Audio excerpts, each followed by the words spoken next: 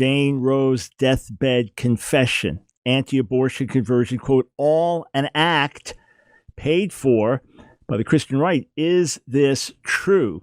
If so, what are the implications? Michael Brown, great to be with you today on the Line of Fire. 866-34-TRUTH, 866-348-7884. I'm joined by David Benham, together with his brother Jason. They have been in the front lines of pro-life activism, reaching out, helping, caring for many years. And they grew up under their dad, Flip Benham, who was the man that God used to lead Norma McCorvey to the Lord. Was it all a sham? What's actually going on? We're going to get to the truth today. We're going to play some clips from a new documentary that's coming out on FX on Hulu that alleges that she was paid by the right. The whole thing was an act. Norma McCorvey is not here to speak for herself anymore. These are the final words recorded. What do we make of them? David, thanks so much for joining us today in the midst of your busy schedule. Oh, it's such an honor to be on with you, Dr. Brown. Thanks for having me. Let's set the record straight first. What happened with Roe v. Wade in the first place? What was Norma McCorvey, who was the Roe in Roe v. Wade, what really happened with her? What was the real situation that led to the Supreme Court case? Well, the Supreme Court case, it was a setup because the attorney and everybody that was involved with it just needed a lady that actually wanted an abortion. And they set the whole thing up. Miss Norma never even got the abortion. It was a lie. From the get-go, she writes about that in both of her books. The first one before she came to know the Lord, which is I Am Roe, and then, of course, the second one, Won by Love. She talks all about how it was a lie, and it was just a setup. So she was used by the pro-abortion community to set this whole thing up. So did they claim she was raped or something? What was the setup in terms of? Well, yeah, they claimed that she was raped. See, this is an issue, and we're going to get to this specifically with this story. But Miss Norma, very much a people pleaser, and would do what people would say. And they told her that she was raped, and Miss Norma said she was raped. And matter of fact, later on, after she came to know the Lord, Miss Norma, actually it was even before she even came to know the Lord, her conscience was guilty, and she was on national television. She said, I was not raped. And I can remember the one commentator, I don't remember his name, but I remember him saying, oh, it was like a bombshell. He was like, you indeed were not raped? And she goes, no, I was not raped. In other words, that was a lie. So you're just seeing this, Miss Norma is being played like a puppet. And so when our family got to know Miss Norma, everything changed. All right, David, I want you to listen to this. This is a trailer from this documentary. I know it's grievous to hear this because you and your family knew her personally, but this is what's getting out, and we're doing our best as your family is to get on top of this, to get the truth out. But friends, understand this. Regardless of anything that's happened since 1973, the whole premise of the case, Roe v. Wade, was based on a lie. Just understand the magnitude of that, friends. All right, let's listen to this trailer. This is my deathbed confession. Norma McCorvey became the embodiment of the pro-choice cause. I'm not a demure, picture-perfect, white-gloved lady. She wanted to be an activist. She was not the poster girl that would have been helpful. Norma McCorvey, born again Christian. Hallelujah! When you do what we did to Norma, you lose your soul. This is for all the women to come after me. Her whole life was an attempt to tell her real story. All right, so her real story. David, how did you and your dad get to know her? What's the history of that? And why do you believe that her conversion was genuine? Well, I'll tell you, I posted a video this morning. Once we saw this trailer, posted a video this morning of the real conversion of Miss Norma McCorvey. And I'm sure you'll be posting it on your Facebook, and people can go to your Facebook and they can see it. And so my dad put his office next door to the busiest abortion facility in Dallas, Texas. And at the time, we as a family were ministering to these mothers. And by the way, the mainstream media always said we were nothing but protesters and agitators and haters and all that typical narrative. But we would have these mothers in our home. We would leverage the church resources to pay for vehicles for these moms that would choose life. I mean, a lot of them, they chose abortion because they didn't feel they had any other choice. They were financially against all these hardships. And so we were just helping these moms. Well, Dad had no idea that Norma McCorvey was a worker at this particular abortion facility. And he befriended her because they had a love for the Beach Boys. She was a chain smoker. Dad used to be a chain smoker. He used to be an alcoholic. And she would sit out on the bench out in the parking lot, and Dad would go up and speak to her. And I talk all about this on the video.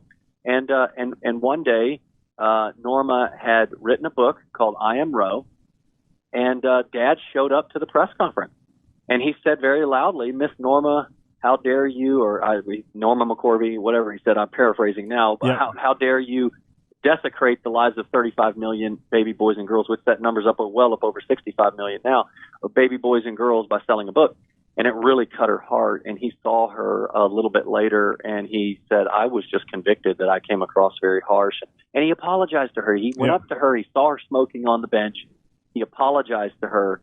And it was at that moment, and she says it on the video, she went inside that abortion facility, into her office, closed the door, turned off the lights, and just started weeping. And I remember, Dr. Brown, I was there when she brought her lesbian partner, Connie, over to our home. And I was there when Miss Connie and Miss Norma were crying.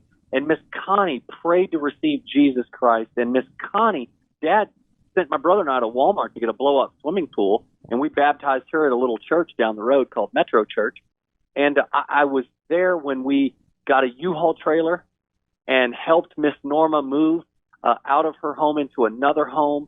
And just her embracing our family. We were there at the picnics and all of these things, just seeing a radical transformation in her life. And David, I know you guys well enough. I know the story well enough. But for the benefit of those who don't know you and for the critics and the skeptics, was anything offered to her? Did you give her a financial incentive? Did you say, "Hey, look, you've got a big story. If you'll leave here, we'll pay you and we'll videotape you getting baptized"? Of course not.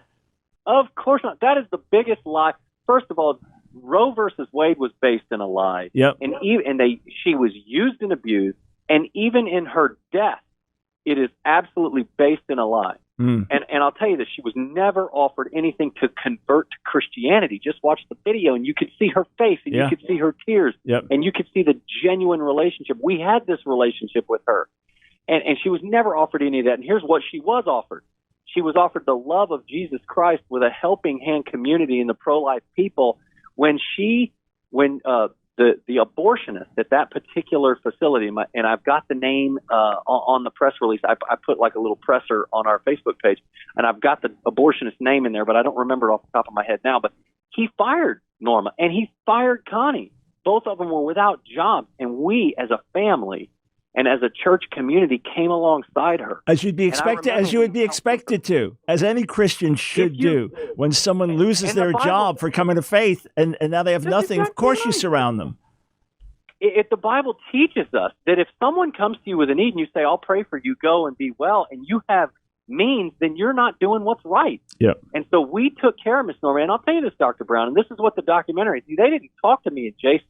And when they went and asked my dad's 72, and I'm not saying he's senile, he's not at all, he's very bright, but they didn't tell him what they were doing. Dad had no idea.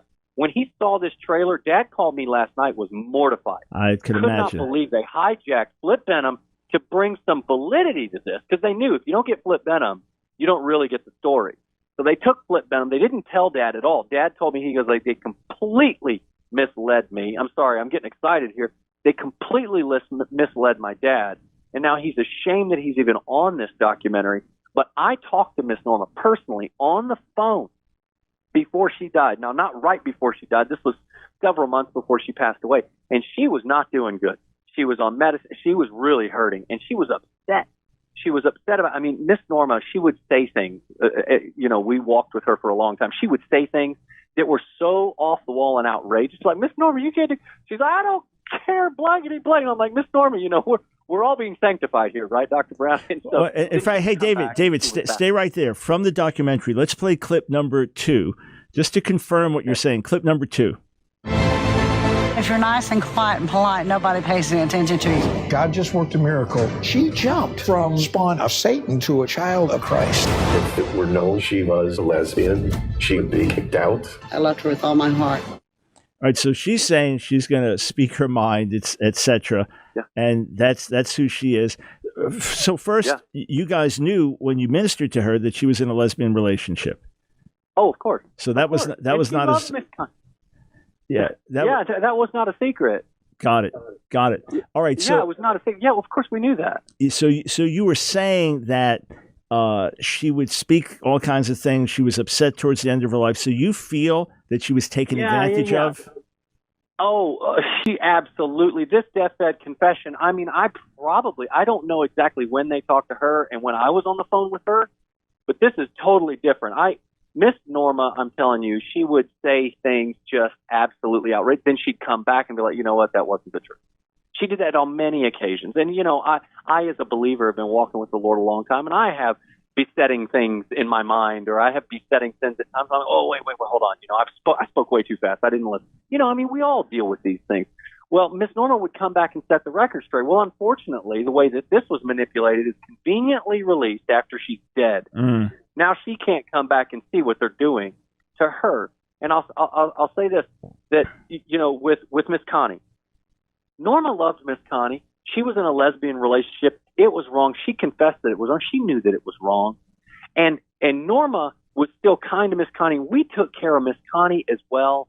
And what this documentary, and I haven't seen the documentary, obviously it's not out yet, but my understanding is that they're trying to pit us now, saying she didn't want to leave Miss Connie and all this other stuff. No, I mean, this is really, it's insane, because Miss Norma really did genuinely love Connie, and Miss Norma knew that a lesbian relationship was not pleasing to God, but she submitted to the Lord. That's what she did. And she still had this longing inside of her. Hey, yeah, she's a human being. We all are. Human being. All right, hey, stay right here. David, stay pumped. This is a major issue, but God's going to use this to draw attention to the lie of Roe v. Wade and to draw attention to reality here. So stay tuned. We'll be right back. It has cost her physically, emotionally, financially. She was totally lost in her own mess. I knew what she needed. He said, do you like what you're doing? This is from the documentary about Norma McCorvey, claiming that she was paid by the Christian right, that she was never a sincere convert, that she never really became pro-life. The people that have known her for years, had her in their home, spent time with her, very grieved, very upset with this. She said, what does she say? Well, she passed away, and now this is released. I have with me David Benham. He is immediately involved in the story because it was his dad that God used to lead Norma to the Lord. David, there is a clip on this in quotes from Rob Schenck, who was a pro-life activist for years and had a change of heart. And he said, what the Christian right did, you do this and you lose your soul. Let's not speak about Rob here in terms of your opinion of why he changed, but what do you say to that accusation that somehow you guys sold your souls to influence this woman? And hang on, I was so passionate about this also, I didn't bring you back on the air, David, so go ahead, please. Yeah, you know, it's hard for me to hear Rob Schenck even speak, because I am very familiar with everything that was happening behind scenes and how I'm not even going to talk about him. Maybe my dad, my brother, and I can speak about that later. But no one sold anybody's soul. Miss Norma McCorvey came to know Christ. She experienced the love of Jesus, and she had a genuine conversion and was not paid one red cent. And it was an amazing time. And I spoke to her before she died. And I have no idea how soon it was, either before or after she did this interview. But I was speaking with Miss Norma, and she was doing fine. And I am telling you this, I have no idea how someone buddies up to Miss Norma 3 months before she dies, or however long all of this took place. It wasn't the over 3 decades that our family was with her. It wasn't the time when Miss Norma calls me and my brother several months before she passes away. She knew when she needed some support who she could come to, what family she could trust. But all of these other things, including Rob Schenck, just untrustworthy. This stuff really bothers me. And it's hard because I haven't seen the documentary, so I can't really speak with abundant clarity on a lot of these accusations. But the Benham family and the real biblical pro-life loving families absolutely did not sell their souls to do anything and did not tell her to be paid out. We didn't pay her a dime to become a Christian. This is absolute agenda bias. This is craziness. Now, do you think that the gentleman who did this documentary, Nick Sweeney, do you think he has any reason to be accused of bias? Well, go to his website and find out the documentaries that he's doing. Well, and then you come and, yeah. So I mean, done that. What's he into? Well, transgender robots, and I'm stuck in the wrong body, children as transgendered children, and these other things. I mean, it's I don't know this guy, Nick Sweeney, from Adam. All I do know is that he took Flip Benham, and they were not abundantly clear. They were not upfront with what their intentions were. Yep. Took an interview from him, grab a bunch of statements and a bunch of facts, and then go, and I have no idea how he cozied up to Miss Norma and got a confession like this. I have no idea what he said. I have no idea what he did. Perhaps he was talking about her being sold and betrayed by Rob Schenck. And maybe that's what she was talking about. I have no idea. I haven't even seen it. I don't know any of those details, but I do know this, that when we posted the video, she had a genuine conversion experience, and Roe v. Wade was birthed in a lie. And now, even without her being alive, and we know Miss Norma very well, she backed off of many statements and had to backtrack and say, that wasn't right. I shouldn't have said it that way, and I shouldn't have said this, and I lied about that. And that was just something that in her maturing walk with the Lord, that was just something that our family dealt with, and we walked alongside of her. And now she can't set the record straight because she's dead. And they released this movie after she's dead. Why didn't they do it the last 25 years? Why didn't they do it then? Because Miss Norma would have stood up and said, whoa, hold on a second. Wait, what kind of agenda are you pushing here? And David, the reason that you were in touch with her a few months before she died was because she was a friend of the family. Absolutely. Yeah, she knew. And she was in Texas, and she reached out, and she had talked with my dad. She wanted my brother and I's cell phone, and we talked, told her how much we loved her. We asked her all about how's it going in Texas. She was telling us about the little place where she was living and some of the stuff that she was doing. But she was really, frustrated because her health was declining rapidly. She was frustrated at some of the folks that people like the Rob Shanks of the world that, were not always upfront with Miss Norma. But this is, I still, Dr. Brown, I'm really just blown away that they're now running with this saying that she was paid to become a convert to Christianity. That is a lie. That is an absolute lie. And if you want to take biblical Christianity on helping somebody that was just fired from their job because they asked Christ to come into their heart, and she was in a lesbian relationship, and her lesbian partner desperately needed help, and our family took them in, and our church helped support their needs. If you want to say that that is paying someone off, well, then that is a lie right out of the pit of hell. Yeah, David, you remember a few years ago, I got a call from a Christian woman working at Planned Parenthood and was wondering if it was okay to do it or not. And when I spoke to her plainly and said, you could never work there another day of your life. She was single parent, needed the money. I said, you could never work there another day of your life. And I explained, I said, even though you're the receptionist at the front, you're guilty of working in the whole thing. And then she began to talk more, broke down sobbing about going to the back of the building and seeing the products of conception, as they're called, the baby remains, and came under deep conviction. And while I was talking to her, one of my colleagues texted me and said, hey, let's make sure we get her contact info. If she leaves, we need to surround this woman with help. Well, she left Pam. She never worked another day there. They offered her more money. And I called you guys immediately and said, hey, your network, we may need to rally around, connected with some other strong pro-life ladies. And then ended up, she got married. Then she's got another job and all that. But you guys were there at a critical time. She left everything with no hope of any money, with no thought of any money. She did it because it was right under conviction. And she wrote me a couple years later, said, "You saved my life. I'm not anonymous anymore." Gave her whole name, her story, and it's come out afterwards. That's what Christians do. For the world to then say, "Oh, you gave them financial incentives to leave," especially when they're making a whole lot more money at Planned Parenthood, is so diabolical. David, what would you remember that? Yeah, what would you say to folks who are watching this whole thing? They're going to get upset as well. We want to redeem this. Obviously, we're going to get your message out, your dad's message out as much as possible. We got a wonderful 2-minute clip we'll play before this broadcast is over about her conversion experience. But in 2 minutes, David, if you could speak to everyone, we want to redeem this. What can be done through this, maybe to activate people to be pro-life? Give us a practical step or two to take, rather than just everybody getting angry or boycotting Hulu. Yeah. What can we do to save babies, to save lives? Well, number one, we got to join the conversation. We can't be silent, because our silence is just, that's just going to only bolster this narrative. Another thing that we need to do is even talk about our own salvation experience. When the gospel comes into someone's heart and transforms them, that's not some pay for play thing. And really, the gospel is what's at the center of this.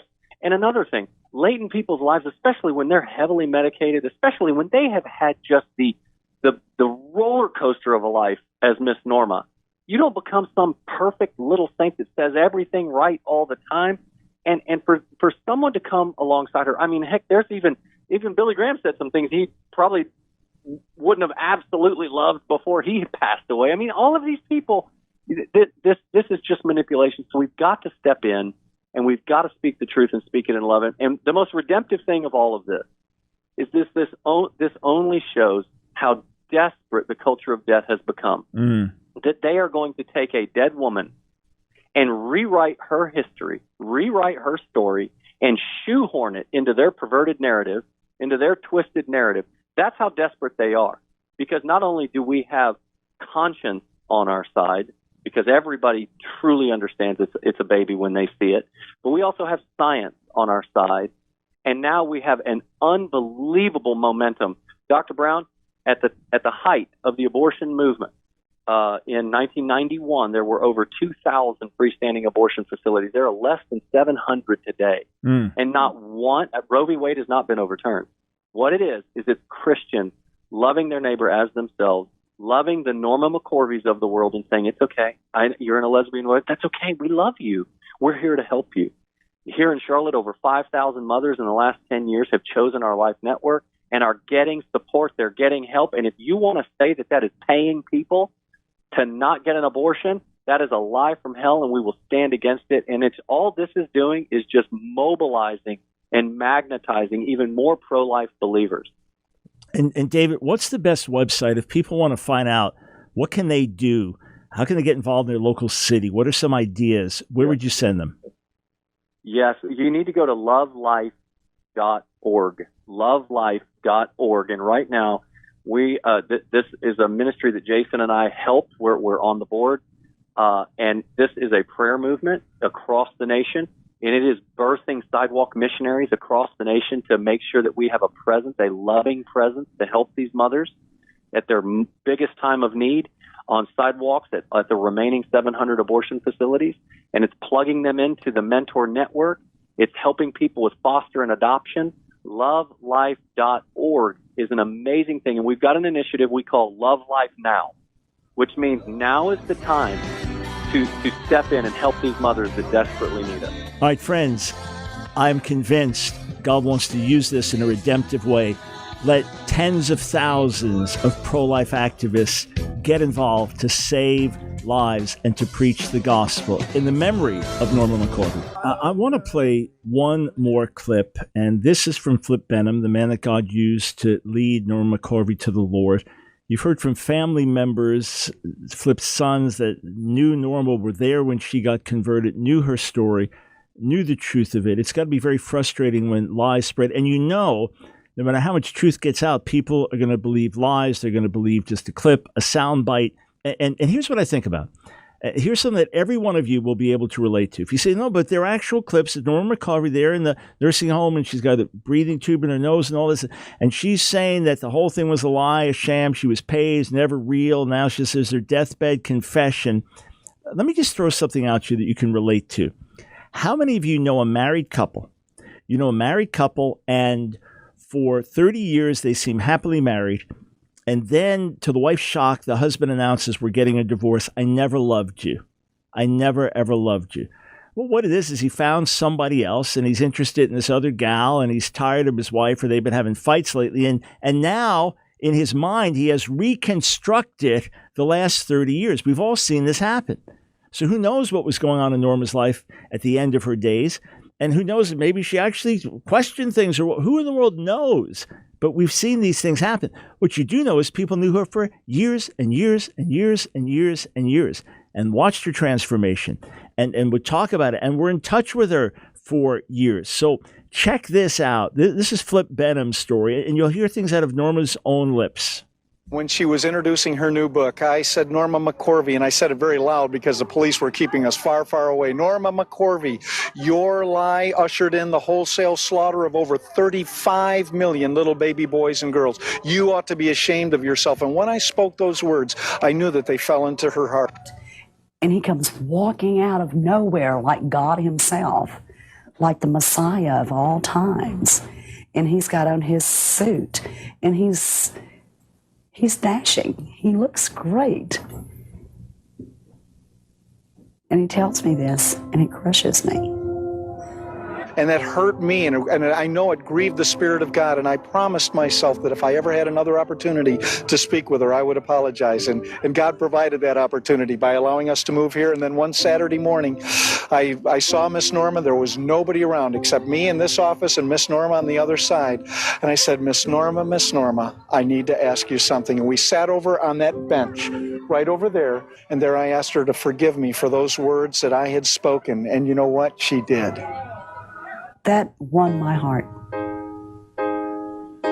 When he sat on that bench in front of that abortion mill and said, Norma,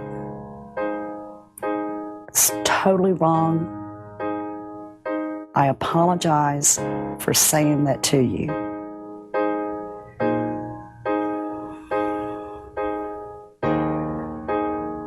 I don't even remember if I said anything or not. I would have to look at Flip and see. But I do remember I went back into the mill, and I went into my office, and I closed my door, and I turned off my lights, and I cried. And she began to see that there were people in this place right next to her that really did care about Norma McCorvey. Yeah, and she gets born again, has a real conversion, was in a lesbian relationship.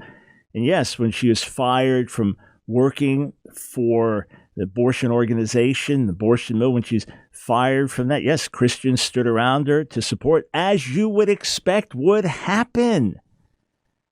But let us pray that this will all be redeemed for the glory of God, that we will talk even more about the lie that started this whole thing. The lie was she's raped and had to have an abortion. She didn't even have an abortion. This is what birthed Roe v. Wade. That's the lie that birthed it. Let the truth come out about that. Let people in America reckon with that the case that opened the door for the slaughter of tens of millions of babies in America was based on a lie. And let this be a provocation to us to get involved and to make a difference in the pro-life movement.